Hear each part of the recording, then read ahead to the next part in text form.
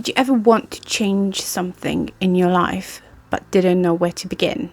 Have you ever felt stuck or just didn't know how to figure out which area of your life needed improving? Everyone talks about setting goals and creating action plans, but how are you supposed to do that efficiently if you don't know which area of your life needs improving? Once you've figured out which area of your life needs improving, only then you can set goals and action plans that can help you achieve everything. Hey beautiful people, if we have not met before, my name is B and I am a burnt out millennial on a personal growth journey. Welcome to the second episode of my new series, Love Yourself First, where you learn that self-discipline is the ultimate self-care love language, and that by showing up for yourself, you'll become the better version of yourself that can achieve anything you wish for. Not only will you become the best version of yourself, you'll also live a happy, healthy, and fulfilled life. In this video, we will cover life scorecards, which basically means we're just gonna categorize our lives and we're gonna score them to see where we can actually improve. If you haven't watched the first episode of Love Yourself First, I would highly recommend you do that, where we covered the basics and the definitions of self-love, self-respect, and self-discipline. I will definitely link it below as well, so you can reference to it at any time. As you have probably now realized, I am a little bit into personal growth and learning and self-development. And that's why I would really love you to join me in this video to take action. You know, when you read a self-help book and you never do anything with it, that's not what we're doing in here. We are taking action so we can improve our lives. And just a bit of a disclaimer, I am not an expert. I am still on a personal growth journey myself. I am still learning, and I just want to share what I found and what I've learned and what my thoughts are around this subject. So I will make sure to link all the resources in the description box as well, so if you have the time you can read up more for further learning. I do have got some notes I'm going to have to read out because I want this to be an engaging exercise, but I will also leave a template of the questions so you can do it in your spare time when you don't have the time to watch the video, or you just want to reflect again. You can have that for absolutely free. I'm just going to leave it in the description box. I am starting a mailing list, so if you want to join, please sign up to that. I don't want to spam you with emails, but I have got a lot of thoughts that will never make it to the YouTube channel, and a lot of things that I learn and videos that I could share with you guys. So if this is of interest, please make sure to follow the link in the description box and we can connect. So as I said, this will only be useful and helpful if you actually carry out the exercise with me. I am going to share my results with you as well.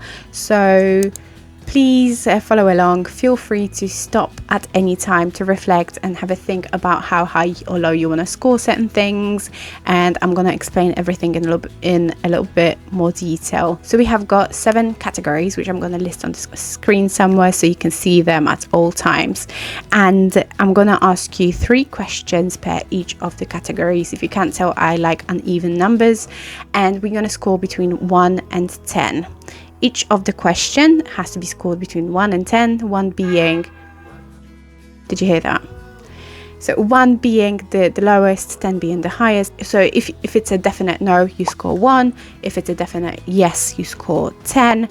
If you're somewhere in the middle, obviously a 5, and then you have got room to play around. And then once we score each of the questions, we are going to add up each of the categories separately. So 3 questions, 3 scores, we add them up and then divide them by 3. But we're going to do that step by step. Feel free to jump along. I'll make sure the timestamps are there because I've learned how to do that. I'm going to read out some notes, so I do apologize if I don't make the eye contact, but I'll try my very best. Do it mentally if you want to. I am going to leave some templates linked below for easier use if that's your preferred way of working. I absolutely respect that and appreciate it. So we're going to begin with the first category, which is mental health. Do I usually feel calm and relaxed? If the answer is yes, we mark it as a 10. If you're usually stressed or you're anxious, mark it as 1. If you're somewhere in the middle, mark it as 5.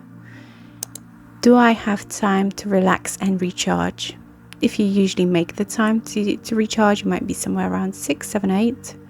If you always have the time to recharge, then you're a 10. If you never find time to relax, please score it as 1. Am I actively working on my mental well-being through practices like meditation, therapy, or mindfulness? If you are, again, you're a 10. You lucky thing. If you're not, please score it as a 1. If you're somehow there but not really, just please score it as you feel appropriate. Category number 2, physical health. Am I physically active and do I exercise regularly? If you are very active, 10. I wish. If you're not so active, then maybe you're a 2 or 3. We're just trying to figure out where the area of the improvements are, so please be as honest as you can with yourself. You don't want to lie to yourself, do you? The second question is, do I eat a balanced and nutritious diet? If you're eating junk food, you're not scoring a 10. If you feel like your diet is quite good, 7, 8. Make sure you score it as you feel appropriate.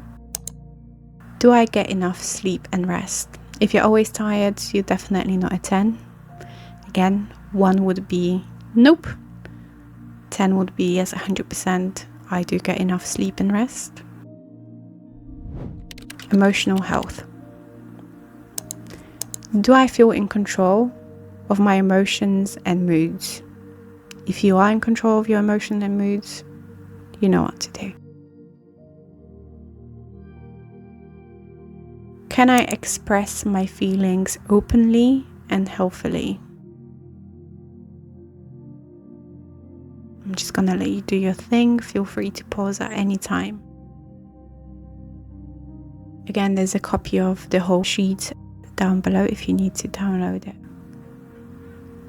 Do I have a healthy coping mechanisms for dealing with negative emotions?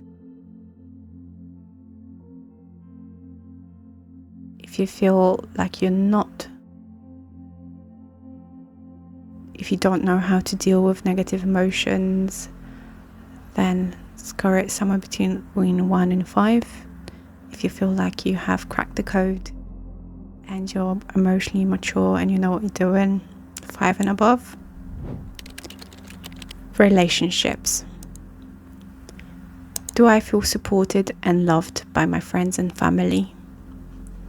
If you feel loved and supported by your family, then it's a 10. If you don't feel like you have the support from your loved ones, it's a 1 to 5. Am I able to maintain healthy boundaries in my relationships? Do you feel like you can say no? If the answer is yes, then you're a 10. If not so much, maybe a 5. You know what to do. Do I communicate effectively and resolve conflicts constructively? Do you feel you could improve the way you handle stress and conflict? Take your time. Career and professional development. Am I satisfied with my current job or career path? If you're completely satisfied and you wouldn't change a thing, it's a 10. And you're very lucky and I envy you. If you feel like what you're doing isn't the best fit, maybe you're a 3 or 4. Do I feel motivated and engaged at work? Or are you bored? If you're bored, it's a 1. Or 2 maybe. Maybe it's not as bad. Feel free to pause at any time. Am I actively working towards my professional goals and skill development? You know what to do. Have a think about it.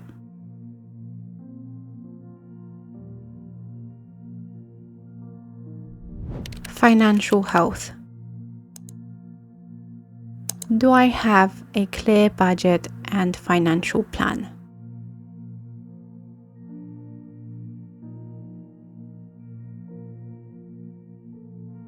Do you know how much you're spending? Do you know what you want to do with your money? Am I saving and investing for my future? Have you got any assets, properties? Have you invested money in? Are you trading?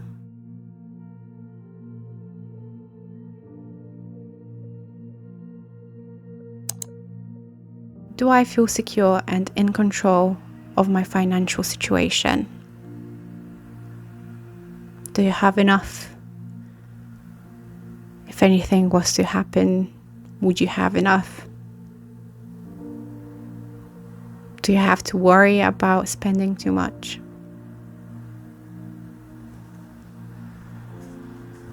And my favorite, personal growth and hobbies. Am I dedicating time to my personal interests and hobbies? It could be reading a book. It could be travel. It could be cooking,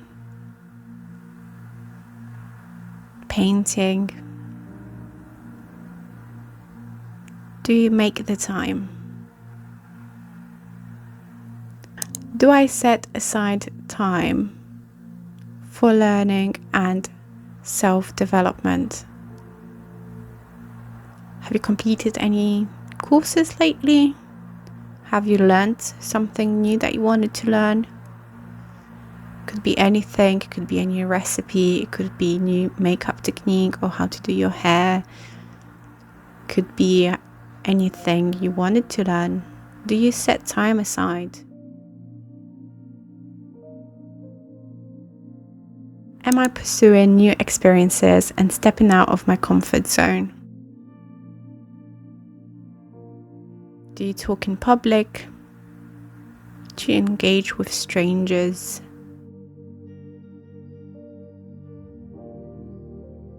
Do you start a YouTube channel? Do you tell people about your new YouTube channel?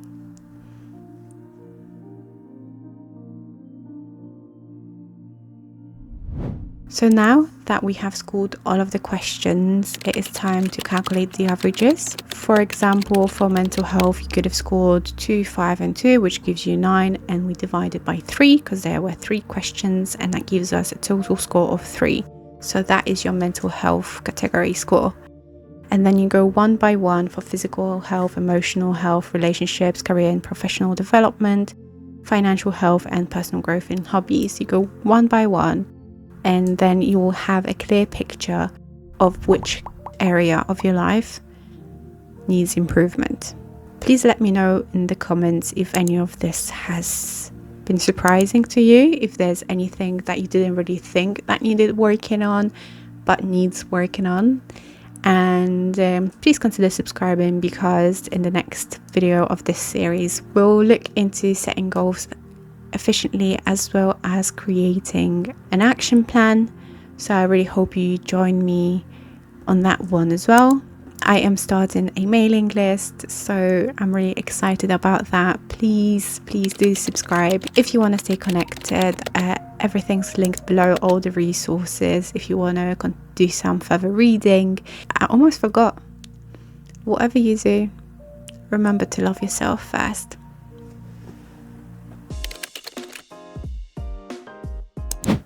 Do I set aside time?